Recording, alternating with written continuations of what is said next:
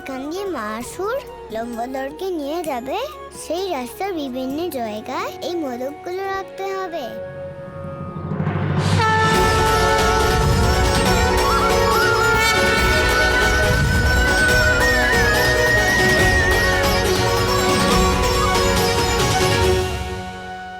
এরপর কি করব? লুকোতে হবে। এবার লুকিয়ে পড়ুন দাদা।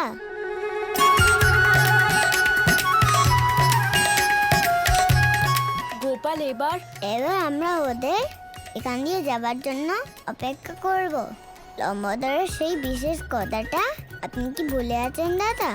যদি লম্বদরের সামনে মোদক রাখা থাকে তাহলে সে সেটা না খেয়ে যেতেই পারবে না। কিন্তু লম্বদর তো এখন সম্মোহিত আছে। দাদা, আপনি চিন্তা করবেন না, উনি নিজেই বিঘ্ন বিনাশকারী। ওনার উপরে কোনো বিঘ্ন আসতেই পারে না।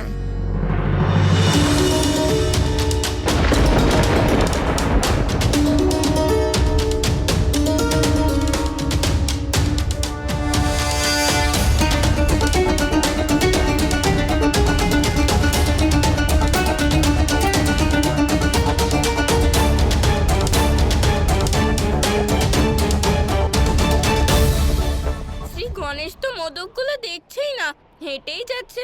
গোপাল, তোমার পরিকল্পনা আবার ব্যর্থ হবে না তো? আরে দাদা, ধৈর্য ধরুন।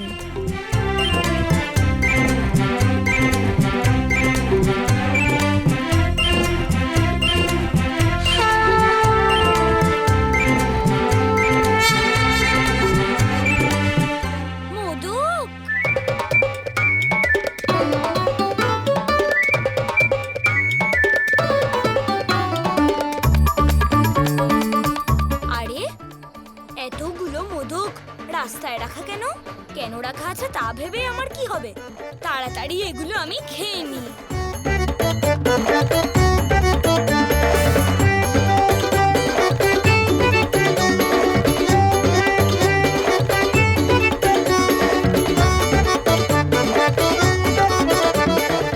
গোপাল, মহাসুর যদি পেছনে ঘুরে দেখে আর তখন যদি গণেশ মশাইকে দেখতে না পায় তাহলে?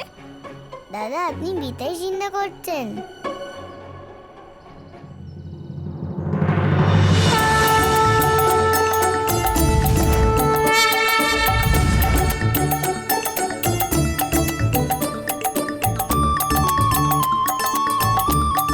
আরে, তোমরা দুজন এখানে? আস্তে, শান্ত হও। তুমি কি জানো মহাসুর তোমায় সম্মোহিত করে নিজের সঙ্গে নিয়ে যাচ্ছিল?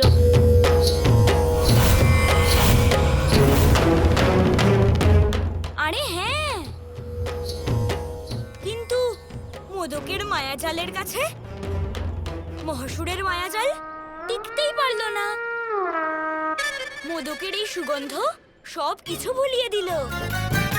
গোপাল, এ নিশ্চয়ই আপনার পরিকল্পনা, তাই না? হ্যাঁ, এই মোদকের পরিকল্পনা আমার ছিল। এবার বুঝতে পারলাম যে তুমি মহাসুরের মায়ার থেকেও বেশি মোদকের মায়ায় আবদ্ধ। হ্যাঁ, মোদকের এই মায়ার সামনে কোনো মায়াই টিকতে পারে না। কিন্তু এবার মহাসুরের কি হবে? সে তো এখনো ভাবছে যে শ্রী গণেশ এখনো তার সাথেই আছে। ওর আনন্দের মোহ খুব তাড়াতাড়ি নষ্ট হয়ে যাবে।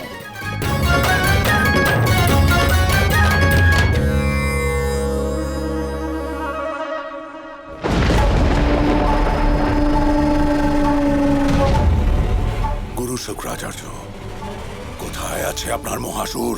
মহারাজ, মহাসুর এসে গেছে। ওকে খুব প্রসন্ন মনে হচ্ছে। আমি জানতাম মহাসুর তার কাজ অবশ্যই সম্পন্ন করবে। দেখলে কংস, অন্তত আমি করে দেখালাম। সর্বপ্রথম ওই বালককে আমি দেখতে চাই গুরু শুক্রাচার্য। আমি গিয়ে দেখছি।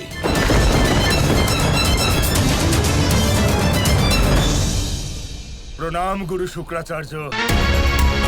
আমি এমন একজনকে আমার সঙ্গে এনেছি যাকে দেখার জন্য মহারাজা কংস স্বয়ং আমার কাছে আসবেন। আর আজ আমরা একে অপরকে প্রথমবার দেখব। যাকে তুমি নিয়ে এসেছো তাকে আমার সামনে নিয়ে এসো। আপনি আমার সাথে মজা করছেন গুরু শুক্রাচার্য। আপনি কি দেখতে পাচ্ছেন না আমার পিছনে কে?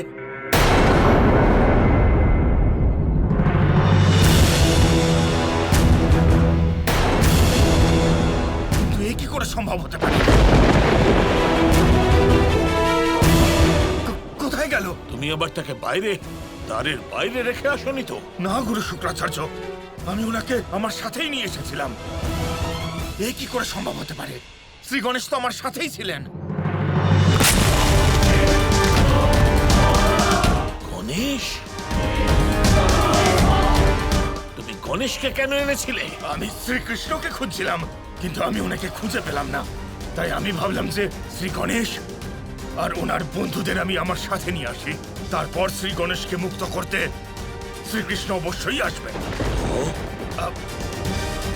আমি শ্রীকৃষ্ণকে খুঁজছিলাম আর শ্রী গণেশ আমার পথে বাধা সৃষ্টি করলেন। তখন আমি ভাবলাম যে শ্রী গণেশকেই যদি আমার সাথে নিয়ে আসি তাহলে কেমন হয়। তখন শ্রী গণেশকে মুক্ত করতে সমস্ত দেবতারা এখানে আসবেন আর সাথে নারায়ণও থাকবেন। আর তখনই নারায়ণকে আমি ঠিক ধরে ফেলবো। আরে মহামূর্খ! আমি তোমায় বলেছিলাম আমাদের পরিকল্পনায় গণেশকে লিপ্ত করবে না। যদি তার কিছু হয়ে যায় তাহলে তোমার কারণে আমার আরাধ্য আমার উপর রুষ্ট হন তো। আমি ভেবে দেখলাম যে কি ভেবে দেখলে তুমি? হ্যাঁ, শ্রী গণেশকে তুমি এখানে আনলে কৃষ্ণ এখানে চলে আসবে। আরে তুমি তো গণেশকেও এখানে আনতে পারো নি। এটা তুমি কি করলে মহামূর্খ? এটা কি করলে? আর ওইদিকে ওই কংস আনন্দিত হচ্ছে। এবার আমি কি করব?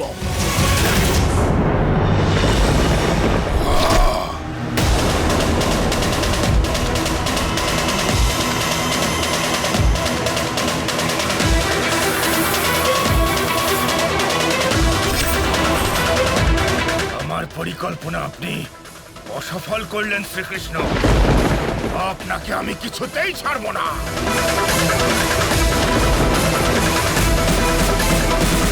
আপনি ঠিকই বলেছিলেন মহাদেব। আমি তো ব্যর্থই চিন্তা করছিলাম গণেশকে নিয়ে।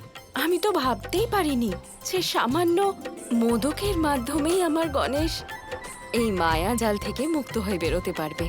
এটা ভুলে যেও না গৌরী যে এই লীলা কার? আমার আরাধ্যের। ঠিক বলেছেন মহাদেব। ভ্রাতা কৃষ্ণর এই লীলা অবাক করে দিচ্ছে আমাদের।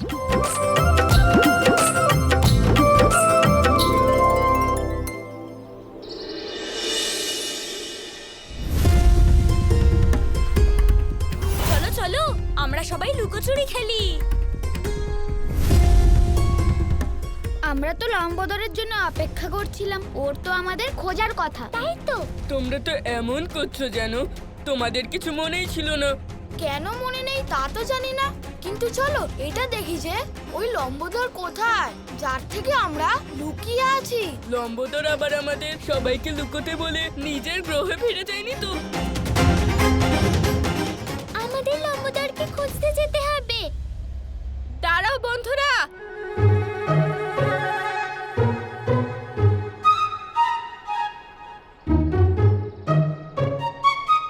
আরে প্রধান মশাই, তুমি ধরা পড়েছো? কিন্তু ধরার কথা তো লম্বোদরের, তাই না? তুমি কেন ধরছো? আরে আমি ধরছি না। তাহলে তুমি আমাকে ধরা পড়েছো এরকম বলছো কেন? বলছি না প্রধান মশাই, জিজ্ঞেস করছি। আচ্ছা, না আমি ধরা পড়িনি।